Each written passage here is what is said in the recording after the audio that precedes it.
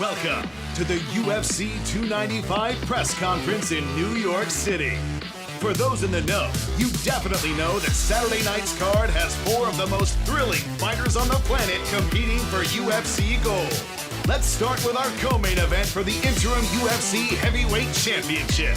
Up first to the stage, the definition of a finisher, with all 13 of his wins coming by knockout or submission. All 6 of his UFC wins have come by stoppage, with 5 of them ending in round 1.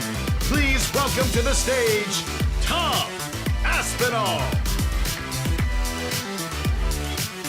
And his opponent, one of the most intimidating forces the UFC has ever seen, entering with one of the most impressive streaks in UFC history after dispatching of his last 6 opponents in round 1. Looking to walk away with gold on Saturday night, please welcome Sergey Pavlovich. And now, for our highly anticipated light heavyweight championship main event between 2 of the most dynamic strikers the sport has ever seen. Up first, going for double champ status in just his 11th pro mixed martial arts fight, one of the most feared strikers in the sport. Please welcome to the stage, the former UFC middleweight champion, Alex Pereira. Standing across the octagon, one of the most electric finishers in the game. He hasn't lost a fight in 8 years. Only injury was able to stop the tear he was on, but now he's back, looking to reclaim the belt he never lost. Please welcome to the stage, the former UFC light heavyweight champion, Yuri Prochazka. Always special to be here in New York City. Thank you all very much for being here for the UFC 295 Prochazka versus Pereira press conference. Of course, the pay-per-view goes down live Saturday night, November 11th, of course, inside this world-famous Madison Square Garden Arena in New York. Limited tickets still available, of course, at the box office. So if you don't have them, now you know. All right, who has the first question? John Morgan, take it away. Sir, I'd like to start with Yuri, please.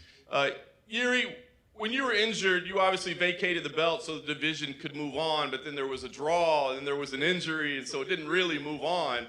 In hindsight, do you wish maybe you hadn't vacated the title and that you'd have kept it this time, or do you feel like it was the right choice? It was the right choice, because the show must go on. The division must still grow. Let us see who's the best guy now here, and this guy I want to face. Nice. And Yuri, I know you still kind of consider yourself champion. So what does a victory here mean for you? I mean, is this an amazing new accomplishment in your career to come back from injury and win this again, or is this simply just restoring order in the division, so to speak? It depends. One side in me, it's taking that it's another fight, another place, another opponent. No, there's no other thing. But the second thing, beautiful city, New York, Madison Square Garden, main event, great opponent. I'm happy for that, so like that. Thank you, Yuri. If I could for Alex, please. Alexa, here you are, just your 7th UFC fight, fighting for a 2nd UFC title, which is a pretty incredible accomplishment. You've been a champion before, but what would this victory mean for you? Alex, para você, 7ª luta no UFC e já lutando pelo 2º título. Seria impressionante, já é impressionante, seria ainda mais.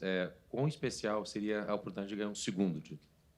Bom, para mim muito especial, mas eu acho que é pelo trabalho que eu fiz desde quando cheguei na organização. Fui campeão e estou tendo a oportunidade novamente aí de estar disputando e levando mais um cinturão em outra categoria. Be amazing for me. Obviously, it's the fruit of all the work that I've done since I come to the organization. To have the opportunity to fight for another belt, it would be great. You obviously have a great opponent here, and should you be victorious, you have a great opponent in Jamal Hill lying ahead as well. But I got to ask, you chased Israel Adesanya for a lot of years. Do you expect him to chase you to 205 as well at some point? Você tem grande oponente em frente, também fala-se muito de Jamal Hill. Mas por muito tempo você esteve aí quase que atrás na cola do Israel Adesanya. Você acha que ele agora vai ficar na tua cola e vai perseguir você? Bom, eu acredito que não. Eu acho que, ele deu uma declaração, falou que ficar um tempo parado. E eu tô em atividade, tô sempre lutando. Se ele estivesse lutando, eu poderia pensar dessa forma. No, I don't think so because he actually made a statement that he's gonna take a break a little bit. I'm active. I continue to fight. Maybe if he was continuing to fight now, if he was active, maybe I would think that way. Thank you, Alex. John, just one quicker for you. I usually leave you to the MC duties, but you're pretty great at contextualizing stuff. Here we are, 30th anniversary, 4 athletes from 4 different parts of the world. What do you think this event signifies for the promotion and just kind of where the sport is right now, 30 years in? Well, it feels like a celebration of coronation, and there's no better place to do it, even for a Boston guy, by the way, than New York City. But it's about the athletes at the end of the day, and I have to shift the focus there. And for Tom Aspinall and Sergey Pavlovich to step up into this type of setting, and these two gentlemen in a fight that on paper is as good as any we can put together, it just doesn't get a whole lot better. And check the betting lines, right? Pick'ems on both sides. We're very excited. Countdown is on to Saturday night, Johnny. Question for Tom Aspinall. Tom, lovely shirt. I saw earlier today the UFC posted a video of people back home in the UK offering their support and their thrill for you to get this spot. I'm curious what it means to you to get that sort of support from back home. First of all, thanks for the compliment. It was very expensive. I don't like putting my hand in my pocket too much, so special occasions and all that shit. Heavyweight titles coming up, so, got to look sexy, thank you. It was amazing, mate. People like GSP, people like Gordon Ramsay, absolute UK legend. Yeah, it was nice, mate. It made me a little bit emotional, to be honest. I really enjoyed it. You mentioned there this is a big event, wanting to look sexy. I'm curious, now that fight night is nearly here and that title shot is on the horizon, do you feel like this is a big event for you, or are you just treating it like any other fight week? Yeah, because of the short notice and stuff, I didn't really have too much time to think, to be honest. It's like I had a 2-week training camp, not even really a training camp, 2 weeks, but I had 2 weeks of training. Next minute, I'm flying across the world, I'm here. So, yeah, I didn't really have too much time to think. It feels pretty normal. As far as the short notice, is this kind of a weird fight where that short notice might not play into a factor because this fight could well be over in 5 minutes? I don't know. We'll see. We'll see, mate. It's heavyweight MMA with 2 massive guys. I'm a massive guy. Obviously, he's a massive guy. We've both got some big heads. We're both sniper's dream, they like to call me with this head. So let's see if we can both, let's see if we can land on each other. And I'm sure one of us is going to land at some point. Thanks very much. Question for Sergey. Sergey, Tom has continuously called you the most dangerous man in the UFC, but for you, do you believe he is the most dangerous guy you could be fighting this weekend? Сергей, Том продолжает называть тебя самым опасным тяжеловесом в UFC, но для тебя, как тебе кажется, как оппонент, как соперник, он тоже самый опасный сейчас в это время? Спасибо Тому, что он меня так хорошо ценит. Конечно, Том очень опасный парень, который может и побороться, и подраться. Это очень опасный парень. Мы его воспринимаем на все 100%. Тут нет каких-то поблажек и так далее. Это будет полноценный бой. Thank you very much to Tom for giving me that distinction to be the most dangerous in the division. But, I also think that Tom is a pretty dangerous guy. He's very good at stand-up, very good on the ground. We're not taking him lightly. We're preparing for 100%, and this is going to be a real full fight. In your opinion, do you believe, based on his movement and your power, that this is a fight of speed versus power? Твое мнение, поскольку у него такие быстрые движения, он так быстро двигается, и у тебя такая мощная сила, тебе кажется, что это противостояние силы против скорости? Я думаю, тут не только сила против скорости. Я повторюсь, что мы оба бойца, которые могут и в стойке, и побороться. Это вообще противостояние очень интересное, поэтому приходите, посмотрите, будет очень жарко. It's not necessarily just a competition of speed versus power. As I said before, I'm going to repeat myself. We're both very good at stand-up. We're both very good on the ground. So this is going to be a real fight. So please come in, come see the fight. You're going to enjoy it. Question for Alex back here. Obviously, like John said, since Yuri gave up the belt, we had that draw, and then Jamal Hill won, and then he had to vacate as well. So obviously, Yuri technically never lost his light heavyweight championship. So I'm curious, do you view Yuri as the rightful champion? Are you trying to claim his title, or do you view this as like an actual vacant title fight? Para você, Alex, tudo que aconteceu desde que a gente viu a luta, obviamente o Yuri foi campeão, teve que deixar o cinturão. Depois você teve aquela luta que teve um empate. Depois disso, você tem o Jamal ganhando e ele também teve que deixar o cinturão de lado. Você vê nesse momento, com tudo que aconteceu, que você está lutando contra aquele que realmente é o campeão e que ele é o campeão, que você está o correto campeão nesse momento ou não? Bom, os dois têm um mérito, né? De alguma forma eles tinham o cinturão, então foram campeões. E, pô, isso para mim não importa. Pô, tô focado nessa minha luta. Quero fazer uma luta muito boa, né? E ganhar mais esse cinturão. I think to each their own merit. They both won something. Right now, it doesn't matter to me. I'm focused on this fight, and I want to be the champion. Question for Yuri, in the back. Your fight against Glover was obviously very well received. Some people think it's one of the best fights in UFC history. But you yourself said after the fight that maybe you were a little disappointed in how you fought in that fight. Maybe there were some mistakes. So I'm curious, when you envision this fight on Saturday, how do you view the perfect fight against Alex?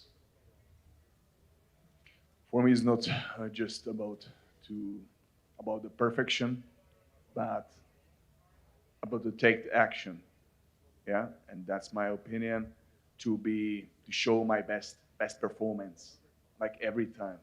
But now, I had more than 1 year to think about my style, my performance in the cage, what to do, what not to do, and now I really don't care about that because I just will go there and do everything for a win at just the moment.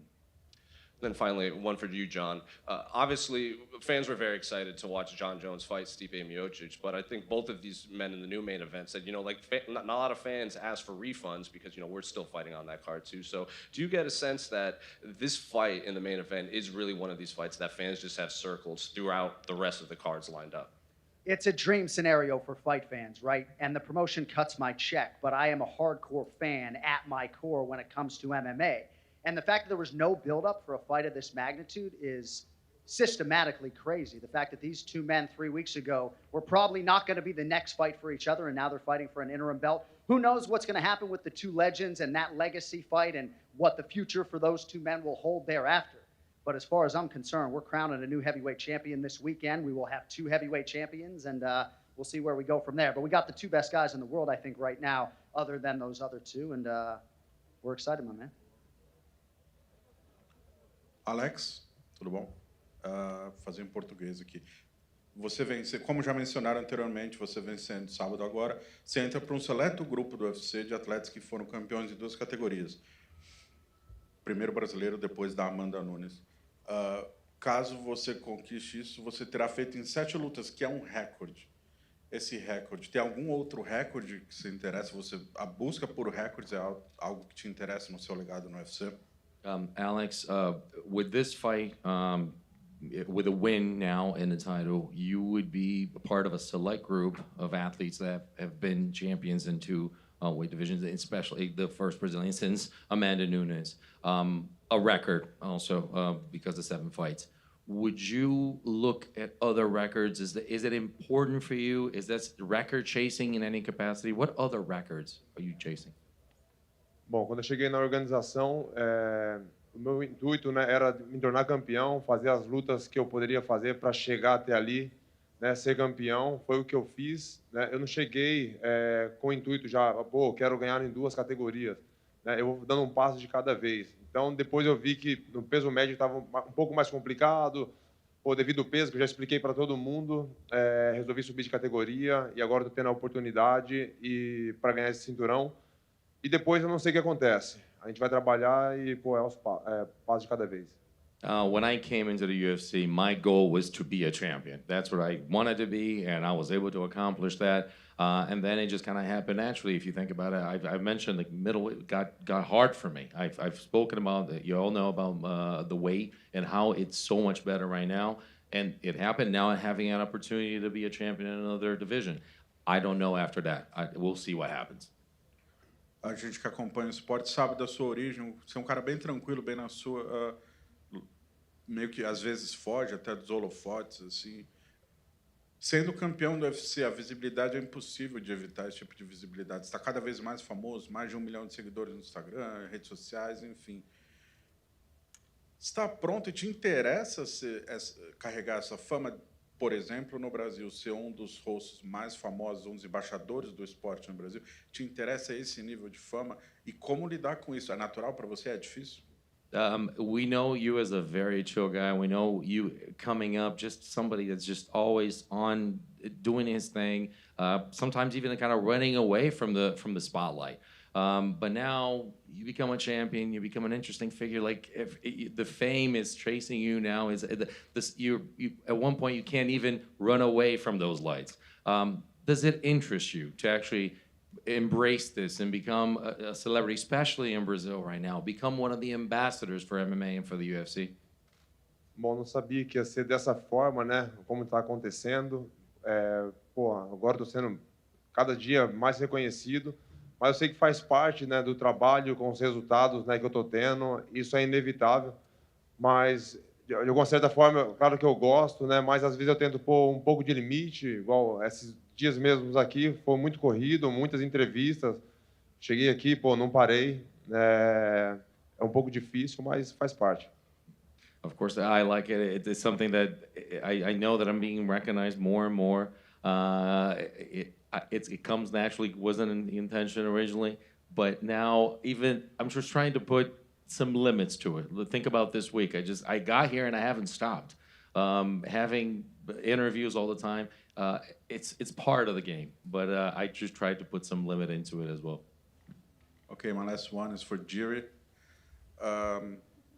Fighting Alex, of course, you have so many fights so far. Is there some specific in his fighting style that you have to adjust? Like when you see his style, is there something specific that you think about it, how hard it is to fight Alex in UFC?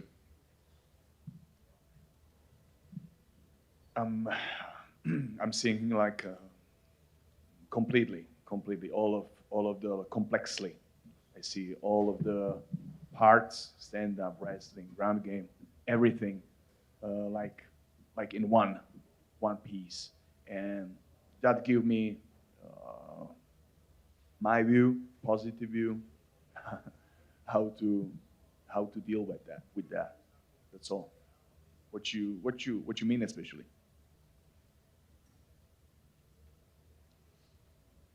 Just over here, a question for Tom. Hi, just over here. You mentioned previously about the dark times that you went through with the injury, but it might have been the best thing that actually happened to you. Can you talk a little bit about what you learned about yourself during those dark times? Yeah, I learned a lot about myself. I learned that big guys need to train with big guys, very important. I feel so much better mentally and physically through training with other heavyweights every single day, 4 or 5 heavyweights, easily a day. And I just wanted to focus everything on becoming the UFC heavyweight champion of the world. You know what I mean? Before I was like half in and half out. Since the injury, I had a lot of time to think. I had a lot of time to realize what I need to put my focus on, what I need in my life, both inside and outside the gym. And it was a blessing in disguise. It was shit at the time. It was absolutely terrible, but I learned a lot from it, and I'm completely different now. And you said before that, of course, this week has been, everything's gone so fast, but have you had a moment to just pause and reflect on the journey that you've had to get to this point?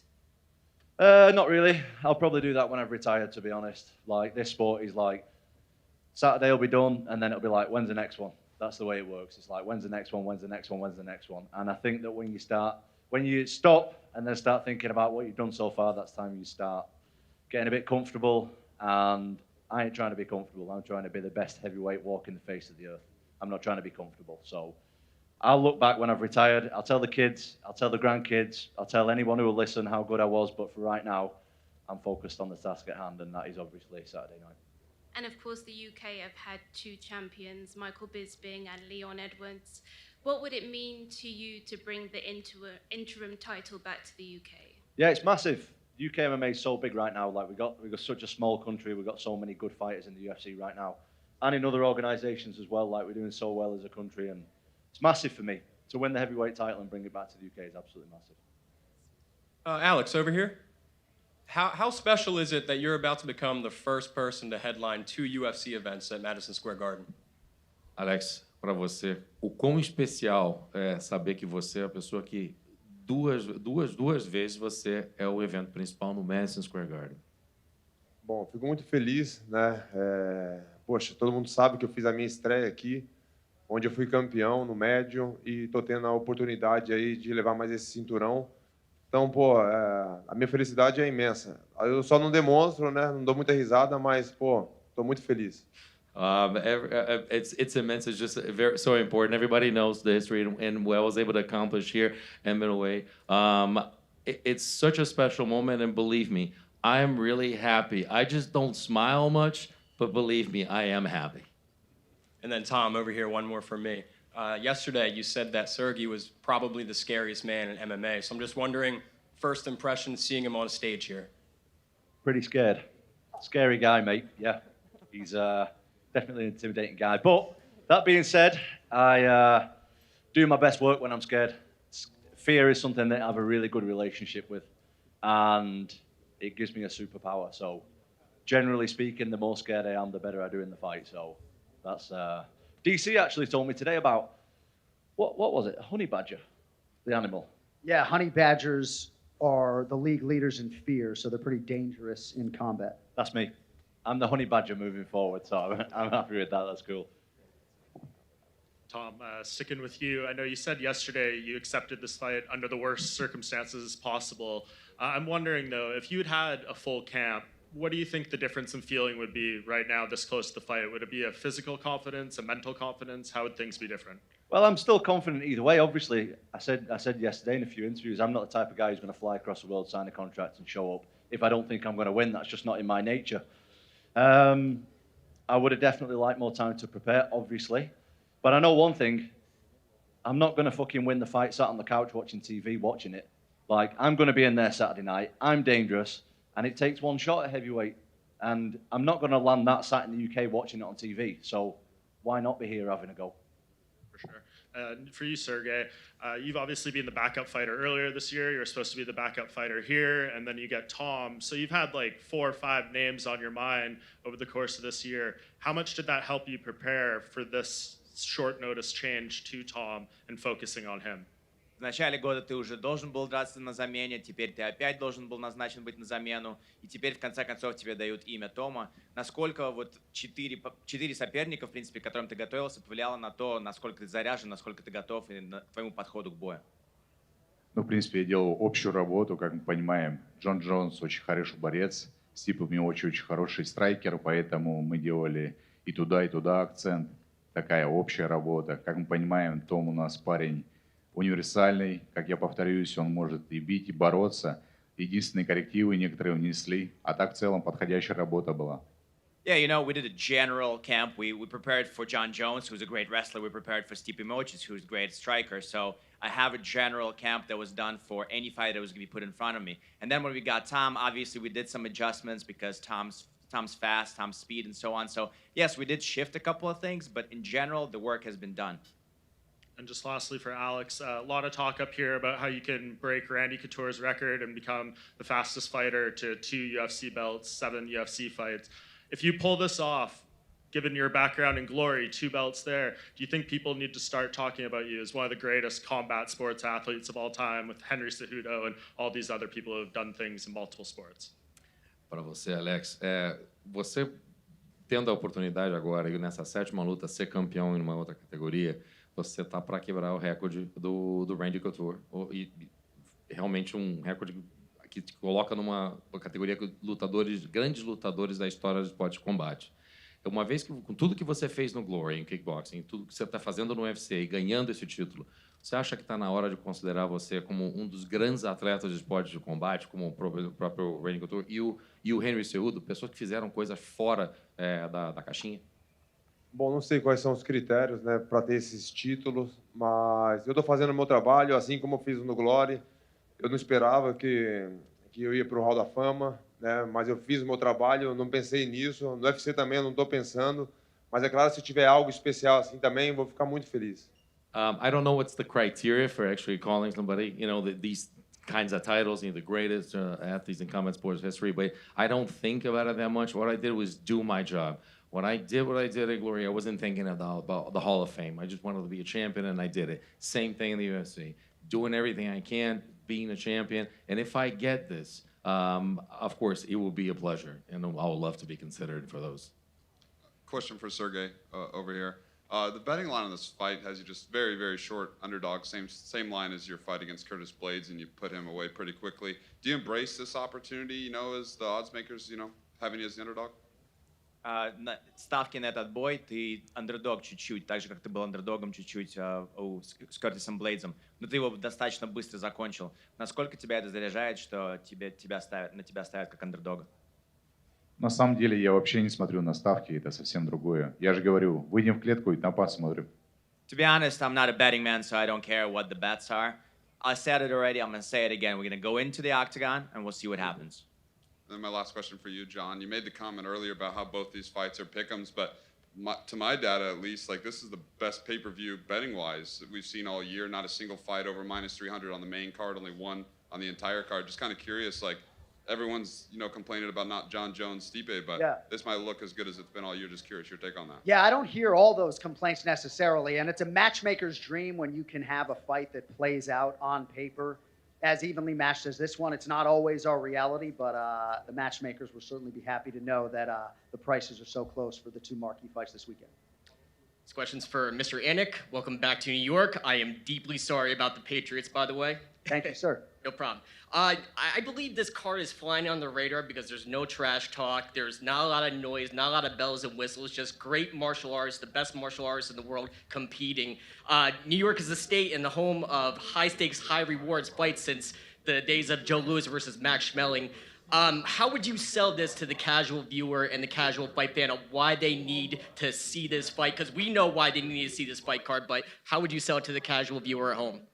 Heavyweight championship, light heavyweight championship inside the Mecca, the world's most famous arena. This is the walk that every combat sports athlete hopes to make. Tom Aspinall had never been to New York City until this weekend, right? So this building is just undeniably special. The UFC live event has never been a hotter commodity than it is in 2023. And I assure you I don't say that because I work for the company. So it's as good a fight card, I think, as we can put together, and with an MSG backdrop. We got 15 Super Bowls a year, the one the NFL does and the 14 that we do, man. So. That's a very, very good point, sir. Question is for Sergey. You win this interim championship. You're one step closer to join the ranks of the Russian bear Oleg, who won UFC 6, and Khabib Nurmagomedov, former champion. And of course, I see a lot of comparisons to you and Fedor Emelianenko. Do you consider yourself or put yourself within the ranks of those esteemed incredible champions?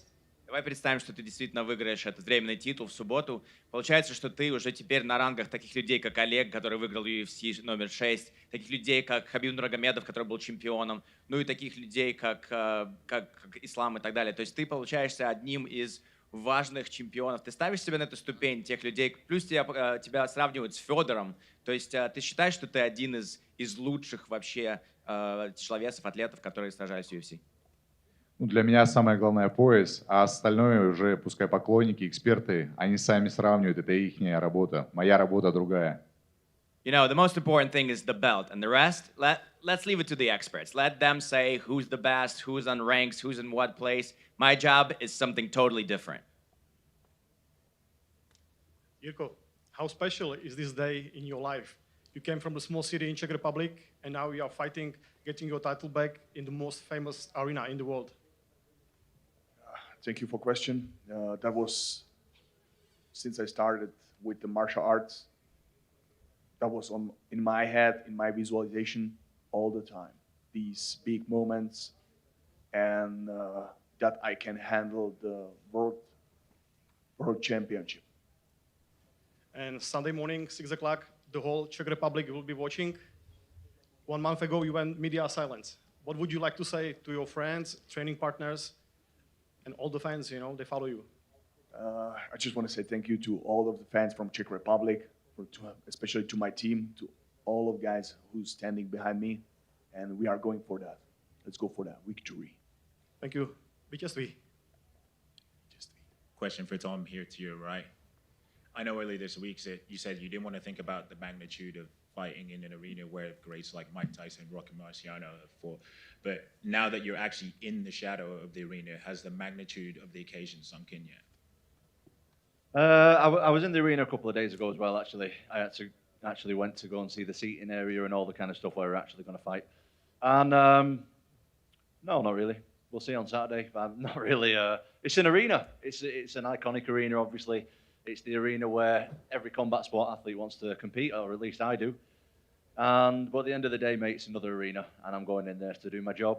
My job is to fight this big, scary fella over here, and I'm going to give it my best go. And I know you said you haven't thought about the magnitude of it. It's just another arena. But have you thought about the magnitude of winning the belt, bringing it back to Wigan, and putting it in your dad Andy's front room? Of course, I've been thinking about that since I was 8 years old. So, yeah, definitely thought about that before. And a couple of days away now, it's going to happen. Cheers, man. John, welcome to New York. We are not sorry about the Patriots, by the way. Yeah, figured. I want to get one question, so I wanted to ask Tom. You said the shirt was very sexy. You had deep into your pockets for this. Where is it from? Shout out the guy. You don't think it's sexy? I do. You said it. You said it was a sexy shirt. Does it look sexy on me, though? 100%. Oh, thanks. That's very nice of you. I think you can't polish a turd, but I'm trying my best over here. I'm not going to shout out where it's from, because they didn't give it me for free. If I got it for free, you better believe I'm name dropping. But I had to pay for this shit, so I ain't shouting nobody out. The Brock Lesnar, they ain't paying me nothing. Gotcha. Tom, yesterday, I'm on your right. I asked you about what are the difficulties in finding weaknesses in Sergey's game, but what about the strengths? We know he has the power, but what about his hand speed and pressure? What else impresses you?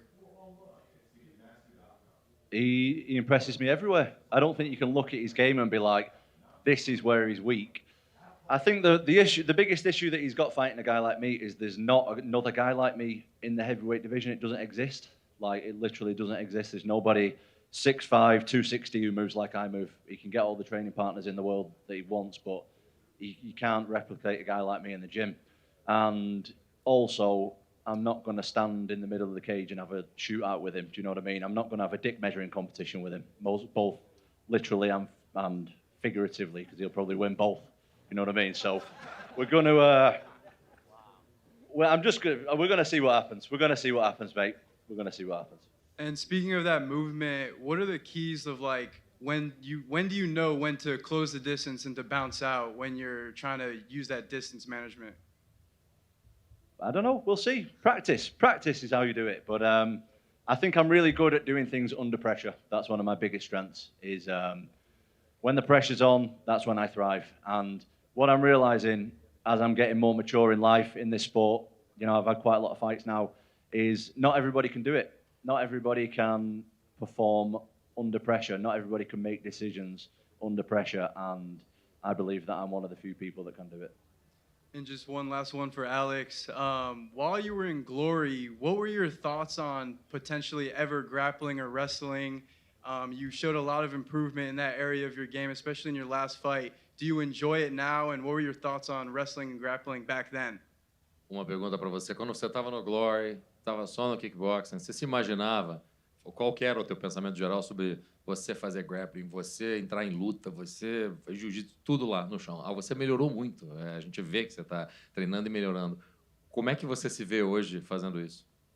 Eu comecei a treinar em 2009, né? Foi onde eu conheci o esporte, né? Em 2015 eu comecei a treinar MMA, mas treinava pouco, né? Mas eu nunca imaginei que, ia chegar nesse patamar. Isso nunca passou pela minha cabeça. I started training in 2009, and then in 2015 I got into MMA, obviously just getting experience with everything, but I never thought that I was going to be at that upper echelon, that level that I am right now. Never occurred in my head. У меня вопрос к Сергею. Ранее в этом году Том в интервью Believe Me You сказал, что Сергей отказался принимать бой 2 раза. Если это правда, по каким причинам? Question is for Sergey. Earlier in the year, Tom said in an interview that Sergey refused to accept the fight twice. If that's true, what were the reasons? That's untrue. I never said that.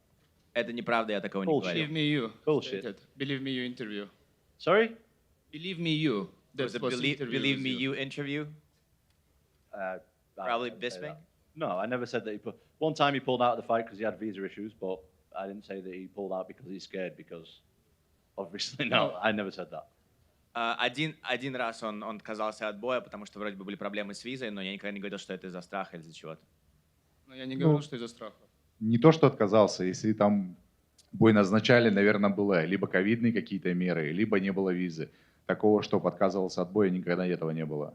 There Мы was в этом no other. спорте находимся для того, чтобы сражаться. И как ты будешь сражаться, идти к своей цели, если у тебя есть преграда в соперниках? Yeah, if there was a refusal of a fight, it must have been COVID or any other visa issues. There was never an issue of the fighter in front of me. So if you're in this sport, if you're in this game, and you're not saying yes to a fight because you're worried about the opponent in front of you, then you're in the wrong game. All right, thank you guys all for the questions. Don't forget, Fight Week continues tomorrow. Ceremonial weigh-in, the theater at Madison Square Garden is 5 p.m. Eastern. We're going to clear the stage and do some stare downs. Stay right with us.